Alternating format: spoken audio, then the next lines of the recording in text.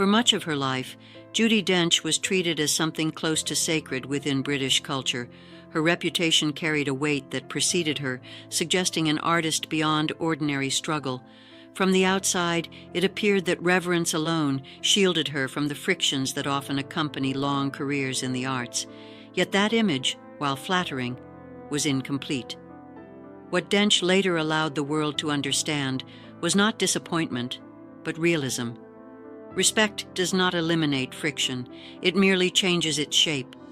Even at her most celebrated, she encountered moments of quiet resistance, subtle dismissal, and unspoken assumptions about compliance. These were not dramatic conflicts, nor were they headline-worthy. They were small, persistent reminders that admiration does not always equal consideration. By acknowledging this, Dench did not weaken her legacy, she strengthened it. She revealed that longevity is not sustained by invulnerability, but by awareness, discernment, and the courage to quietly adjust one's footing when admiration alone proves insufficient. When power speaks softly, power is often imagined as loud, visible, and unmistakable. In reality, its most influential expressions are frequently understated. Judi Dench came to understand that authority often reveals itself through absence rather than action, through who is consulted, whose instincts are trusted, and whose discomfort is quietly overlooked. These moments were rarely confrontational. They lived in silences, in assumptions, in decisions made without discussion. Rather than interpreting these instances as personal affronts, Dench approached them as information. She listened carefully to what the environment communicated about its values.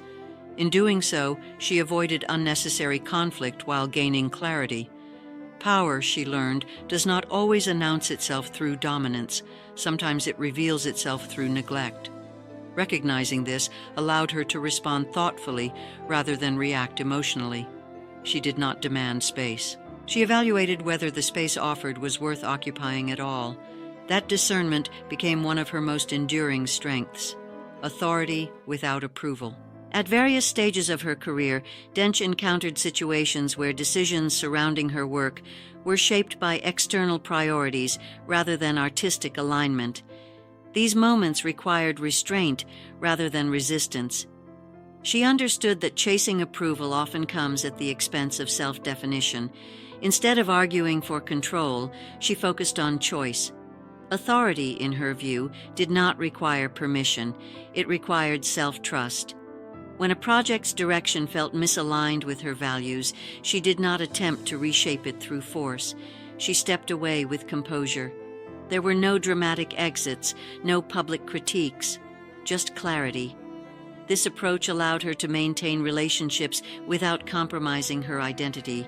She recognized that longevity is built not on winning every negotiation, but on knowing which negotiations are unnecessary. By choosing alignment over validation, Dench preserved both her reputation and her sense of purpose. Her authority was not asserted, it was embodied, the weight of unspoken tension. Collaboration in acting depends on mutual presence as much as technical skill. When that presence fractures, the work inevitably changes. Dench observed that tension does not always arise from disagreement, but from distance. Some collaborators favored inward focus, others external connection. While these differences are natural, problems emerge when communication disappears altogether. In those moments, silence stops being neutral. Dench did not frame these experiences as failures or conflicts.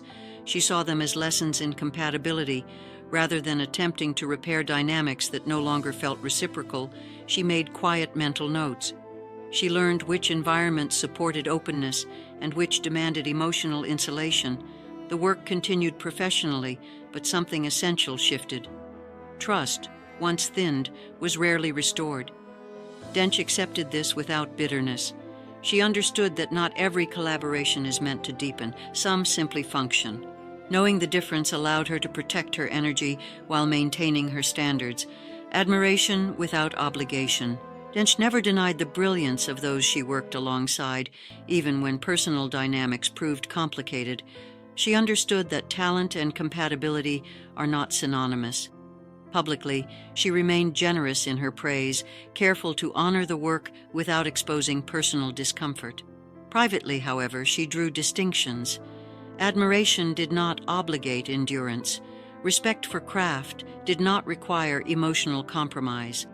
This separation became essential to her well-being. She refused to confuse excellence with entitlement. By maintaining that clarity, she preserved her enthusiasm for the art itself. Discomfort did not sour her appreciation for skill, nor did brilliance excuse disregard. This balance allowed her to remain both gracious and grounded. She did not collapse personal boundaries in the name of collaboration, nor did she diminish others to protect herself. Instead, she practiced discernment. That quiet boundary, rarely visible, firmly held, enabled her to work freely without sacrificing dignity or joy. When mentorship loses its shape. Early in her career, mentorship was defined by humility and shared curiosity. Dench valued these exchanges deeply, viewing them as sacred spaces for growth rather than displays of authority. Over time, however, she observed how quickly that balance could erode. When enthusiasm hardened into certainty or guidance became directive rather than collaborative, something essential was lost.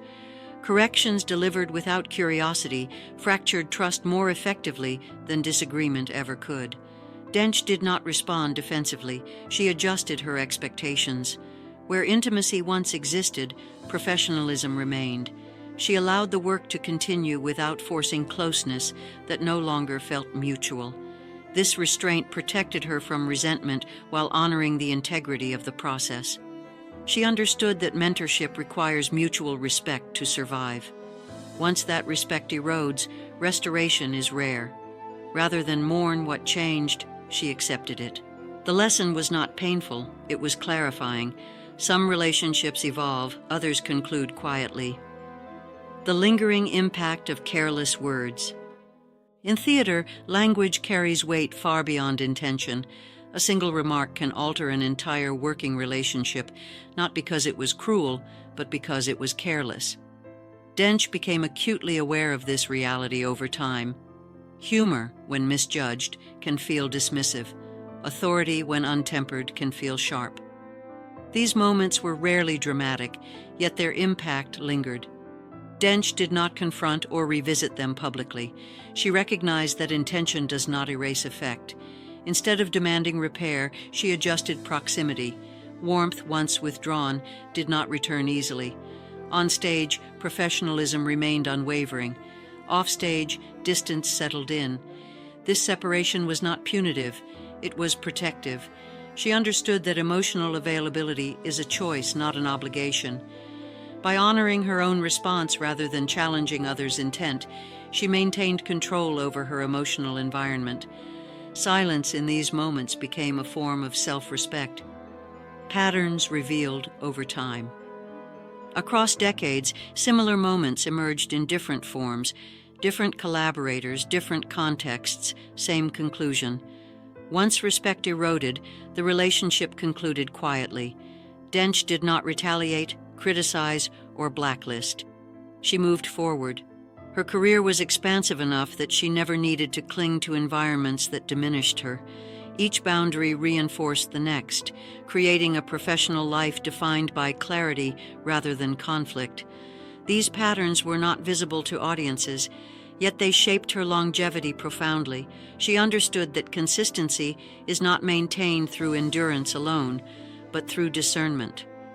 Leaving was not failure, it was alignment.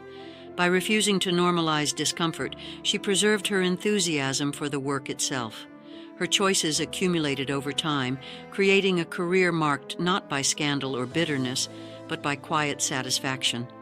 Patterns once recognized became guides rather than wounds.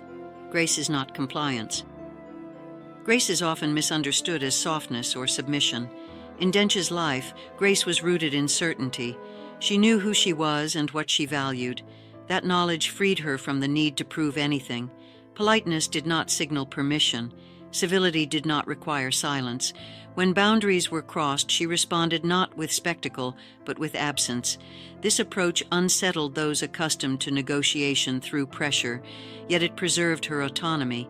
Grace for Dench was not about enduring discomfort gracefully. It was about refusing to normalize it at all. She believed that dignity speaks through consistency, not confrontation. By maintaining grace without surrender, she modeled a form of authority that did not rely on dominance. Her composure was not performative, it was principled, and it allowed her to remain fully herself in an industry that often rewards compromise over clarity. The quiet power of no. Saying no does not always require explanation. Judi Dench understood this instinctively. She declined projects not because they lacked prestige, but because they lacked alignment. She stepped away from collaborations not out of ego, but out of principle. These decisions were rarely publicized and never dramatized, yet they shaped her career profoundly. Each no protected the integrity of her yes. As she aged, she resisted narratives that framed experience as fragility. Her authority came from decades of work, not nostalgia. She expected respect, not accommodation. When that expectation was unmet, she adjusted access rather than argue. Her legacy demonstrates that longevity is not accidental. It is intentional, built through choice, restraint, and self-knowledge. In an industry that rewards noise, her story proves that quiet resolve can be just as powerful. Once respect was lost, the door closed gently, firmly, and permanently, not as punishment, but as self-preservation.